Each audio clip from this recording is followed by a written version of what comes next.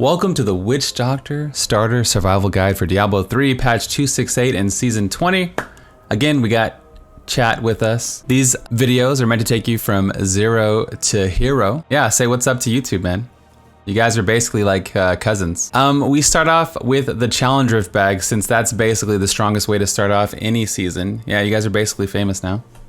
The challenge rift bag, you have to unlock it by doing one greater rift level on your account. So if you're super new, you have to do that.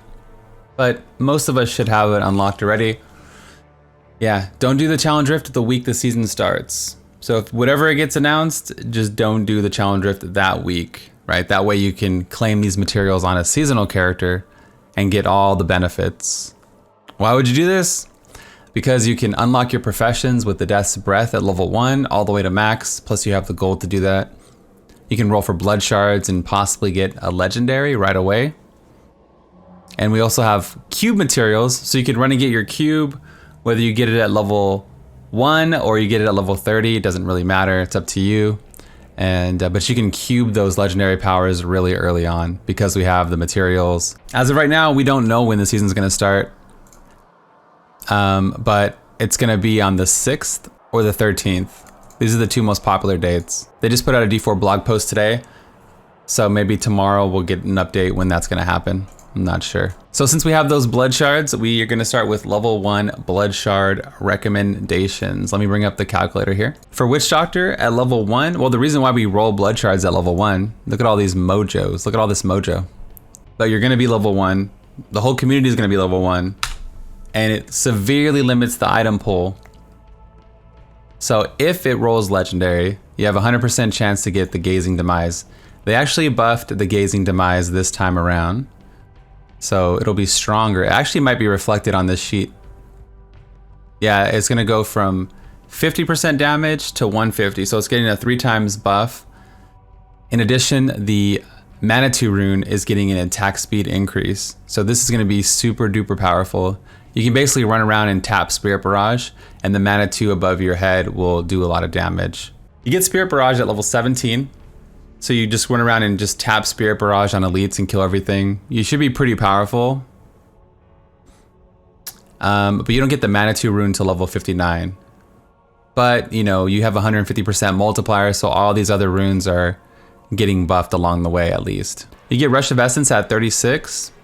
So as you're casting Spirit Barrage, you're constantly getting mana back. This is really good for, you know, keeping your resource full. So definitely use this at level 36. So I'd go Gazing Demise at level 1. Hopefully you get it quick. I'd roll kind of slow, that way as soon as you get it you can stop, because you know resources are precious. At level 34, I would spend the rest of my shards on helmets. Now it's pretty YOLO here. There's a 1 in 8 chance you get it, but you can get the Mask of Joram early. There's 8 different helms at level 34, but I would just, if you get it, just stop rolling and then roll for helms at level 34. That would be a nice boost to your overall DPS. And then you can save the rest of your shards for 70. Again, since we have 35 DBs, we can cube something and upgrade something, and then we can have a little bit left over for rerolls if we wanted. So we're gonna cover that. So for upgrade, I would do Ceremonial Knives, because if you get the Sacred Harvester as part of your endgame build, especially with the new Mon-Sat, or the Barber is used in the build, or you can technically use the, where is it? Oh, it's set to 34, lol. Or you can get Vu's Juicer, which would also help. There's a lot of things here that might help you out the most. But again, you can get something that's completely trash and doesn't help at all. But you might as well go for the upgrade and try to get it, because it could be something that you use the rest of the season. It could roll Ancient and be like a best in slot item. If it's non-ancient, you can just cube it right away. You can run to the cube, or you can run to the cube whenever you want, put it in the cube, and then you have that power with you. If it's ancient, you can get -40 reduced level requirement on it. So just look at it and make sure it doesn't have this, because then you could use an ancient weapon at level 30. Just check it, right? If you wait till you get a few legendaries, you know, like as you're leveling, you get like a Monster Hunter or you get just like random throwaway legendaries, like 2 Leoric's Crowns. You can kind of nuke one. You might be able to re-roll the secondary and try to land it. That way you can use it early. But most people will get a non-ancient and they'll just cube it. Check it before you wreck it. I like that. That's good. So you went through, you spent your blood shards, you did your upgrade and seen what you got. You put it in the stash space or whatever. What are you going to use while leveling? Now we're actually going to play the game. I would focus on Haunt whenever you get it. It's really powerful for leveling skill, especially if you're doing solo or massacre bonuses. Haunt's really tons of value with it. And then again, it pairs well with Rush of Essence. And you're going to be using Spirit Barrage if you get your offhand. If you don't get the Spirit Barrage offhand, then yeah, Haunt's going to be your bread and butter. You can use Creeping Death also, so it just kind of goes throughout the rift and keeps going. You're not going to get this for a long time, but you're going to be spamming enough Haunts to where it won't matter. For your beefy DPS, you're going to have Zombie Dogs and the Gargantuans just running around, just adding. So it's almost like the pets are hitting everything as damage over time, and then you have damage over time spells like Spirit Barrage and Haunt also. Hopefully you get the offhand, that way the Manitou rune is just going to crush it for you. That would be the best case scenario. Let's say you don't get it, the Gazing Demise offhand, and you're leveling till, I don't know, 30, and maybe you find a Blood Goblin, or you do a few rifts and you get a few more blood shards or whatever. You can always make a level 1 Witch Doctor and go back, log in and roll your shards at level 1. You can even go back and do that. So keep that in mind. If you don't get it right away, you can always go back and do it later on. At level 40, you can make a 2-handed mace, which all this stuff scales off weapon damage. That's why 2-handed maces are good. Gargantuan does 585% damage based on your weapon damage, right? All this is like weapon damage. So I like to make 2-handed maces, and there's not a lot of affixes muddling up the item pool here. So I'll show you the affix pool. So you make a 2-handed mace, you're gonna put it in the cube, and you're gonna roll it like 4 to 6 times. If you don't get reduced level requirement, you're gonna make another one and keep repeating it till you're out of materials, or till you get something close to 30. You wanna always leave the crowd control as a secondary. Leave it on there and roll the secondary property. I didn't get it, right? I didn't get anything. You would do it like 4 to 6 times. I got 7, so you could equip this at, level 63, technically.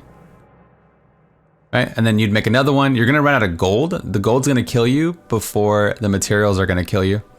Because remember the challenge rift bag, everything starts and ends with the challenge rift bag, right? Yeah, the gold's gonna ramp up first, so just keep an eye on it. If you burn all your materials and you have nothing and you're sad, don't worry. Like, this is just an extra thing that they gave us. It's not necessary. This is just like a bonus RNG fun time, okay? Like, don't be sad. All right, boom, we're leveling. We're almost 70. You wanna start looking for double crit items on your gear. Like, this is perfect. Double crit main stat, double main stat. When you hit 70, you can make the Sage set right away because they changed it a few seasons ago. As you upgrade your blacksmith to cap, you got Sage's ribbon. There's a belt now. So you could do like a 2-piece and then a 3-piece Sage set, right? And then it doubles the amount of DBs. So as you're going through your season journey, you're getting a lot more resources. You could do this for sure. The first legendary gem you get every single season is the Bane of the Powerful. The second gem you get is a Legacy, a Dream gem, which brings me to our goal. Like, what are we gonna do now that we hit 70? So you can go on a build path where you go through the Hope of Cain, you get your Spider set, which is really powerful for the GR20 clear, and it dominates up to T7 really, really easily. Or you can go full Laud start, and you can build into Legacy of Dreams, especially if you have the Spirit Barrage offhand, you can go that route. So you have 2 build paths, it's up to you. I'll kind of show this, I guess. So here's a starter build with the pets. You basically use Haunt and dot and trot everything, right? You go through your season journey, and as you collect the Spider set, you're gonna get a huge boost to DPS. You can do that with the Spirit Barrage start also. So here's like a Gazing Demise start, where you're using the Manitou rune. So if you're lucky enough to get this, right, you can still go for the 2-piece spider set, or even the 4-piece, the Spider Queen does 4,000% damage. So you would add the 2-piece to this build, which I'm gonna put in the description. All the links will be in the description. Or you can put the 2-piece spider set into the pet build, and it'll work great. And they'll both clear GR20 no problem. The reason why they clear GR20 no problem is because the Spider Queen does 4,000% damage and just one-shots everything. Well, maybe like 2 taps, I'll show you. So all the testing, I have not 1 drop of Paragon. Where's my hotkey? I have not 1 drop of Paragon anywhere. No legendary gems, all yellow gear. Baseline marquee gems, right? I'll just jump in to show you that whether you go Spirit Barrage or you go like a normal start, the Spider Queen's gonna carry you. So she just wrecks everything. You don't even have to do anything if you don't want to. I'm just running around to not die. Right. Boop, boop. She's gonna kill this elite.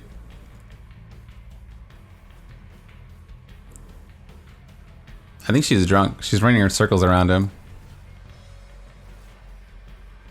Right? It's one of the easiest GR20 clears because you don't have to do anything. Carry me, Spider Queen. Yeah.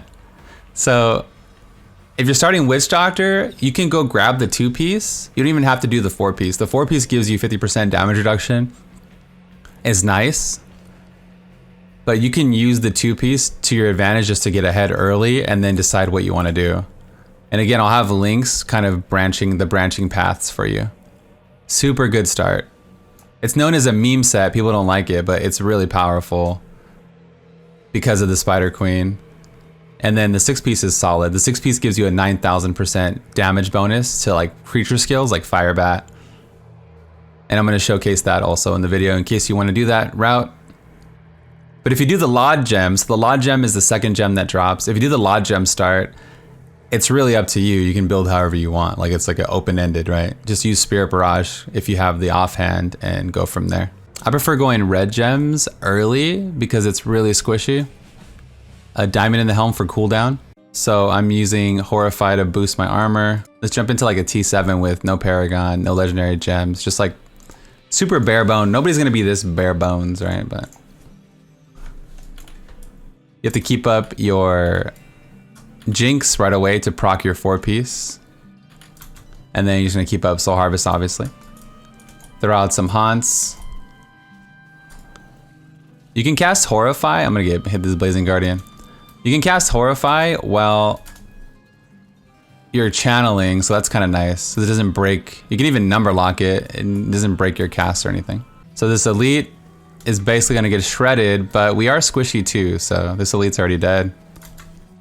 And this is what you would use until you farm your Mundanugu set or your Lod set or whatever you're trying to do.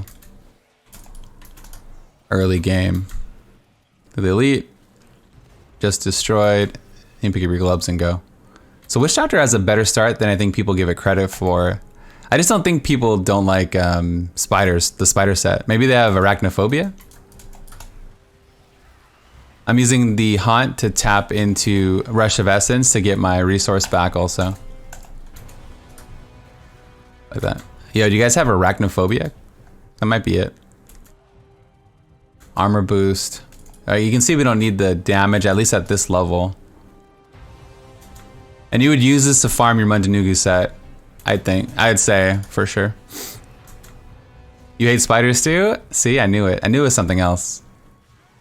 I'll go back to town to talk about it just for a second. So yeah, Rush of Essence is, I just kind of throw 1 or 2 Haunts to proc Rush of Essence to give me mana to keep up Firebat. The good thing is the initial cost is gone. Like after the initial cost, it's regenerating. So as you're DPSing, you're gonna have full mana, then you're gonna leave. It's pretty nice. And then Confidence does damage. Pierce does increase that upfront cost, but it's free to cast after the first one, so it's good. Grave Injustice replenishes mana, health. Cooldown, it's like having a baby Ingeom in the build. So I'd use this to get whatever you want to go from here, you know? If you want to play Dagger of Darts, it's cool. I'll have links for all that stuff. If you're playing on hardcore, so that's a good question. If you're playing on hardcore, I'd probably drop Pierce the Veil and add Spirit Vessel. Everyone's favorite discussion is the endgame discussion. What can witch doctors do? What can witch doctors do, man? Well, you can play Dagger of Dart to, like, the high-end players will be like around 130, the high 130s for Dagger of Dart. Like maybe like 136. I think it already did like 134 in the past. So it might be like around 135 for Dagger of Dart. Carne Asada, man, Lawn Carne. The Mundanugu set, the new set that everyone is going to be playing pretty much, is probably in the higher 130s, maybe low 140s, something like that. It's got to be up there with like Whirlwind Barb in terms of one of the best builds in the game. The only problem is a lot of people are going to be shocked how squishy it is.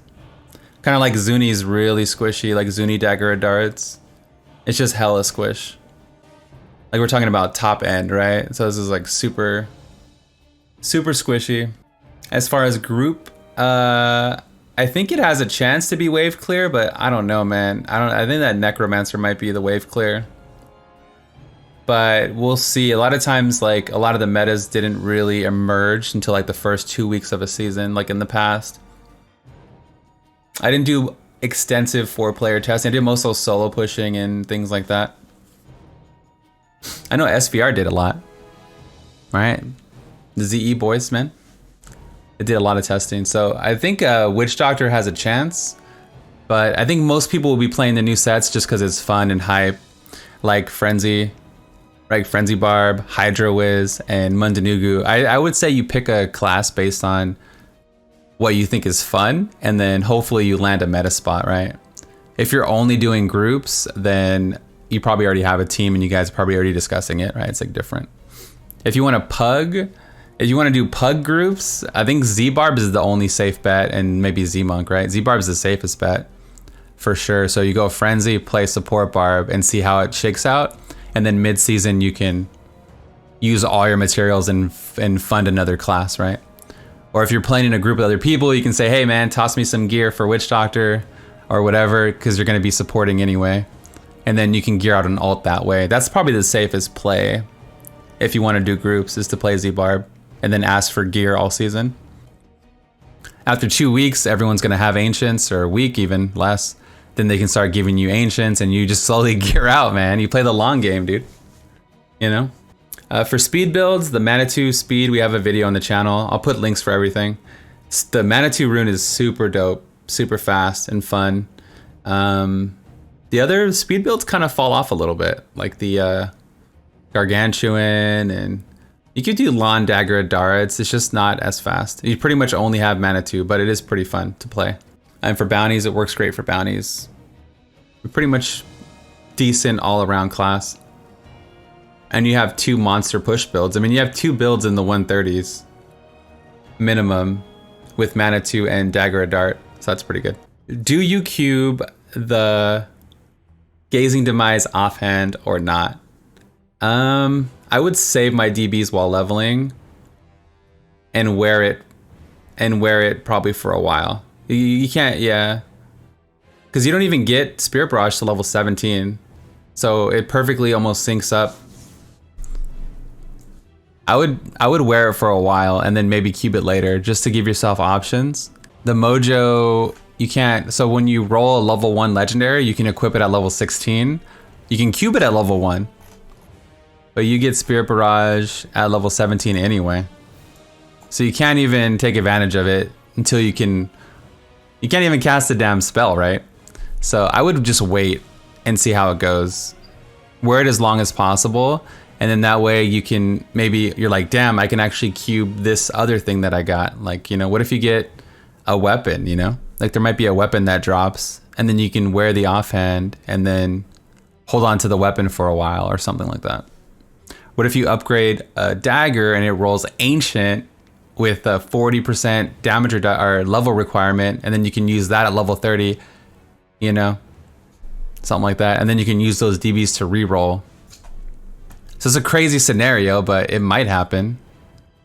So don't ever pull the trigger on stuff until you absolutely have to. Is Manitou the only viable option? No, you can use Phlebotomize. There was people pushing with that for the healing because it's so squishy, but Manitou is really good for speed runs, and you would only use Manitou for speeds in my opinion. But for pushing, you might have a few different options to choose from. Well, shout out to all my Twitch supporters. Shout out to the YouTube supporters. I have YouTube paid subs. I have Twitch paid subs and followers and lurkers. Thanks to everyone that makes Bluddshed even possible. I appreciate it. I've been doing live guides, live videos, and I got pretty good reception from it. So that's nice. I'm able to actually make more content if I do it live on stream. This makes me more efficient, right? I've been streaming 10 hours a day. So if I can do it on stream and then just chop it up in the morning and edit it and then post it, it just makes it way easier. So I'll do my best to keep the videos as clean as possible while, you know, still, getting the information across and keep it as clean so I can be more efficient, I guess. It's been hard to do both over the years. I'm gonna probably start Wizard or Barb. I keep going back and forth where one day I wanna do Wizard and then one day I wanna do Barb. And then my first alt will be one of the other two. And those will be my two main classes. And then I'll branch out to Witch Doctor probably.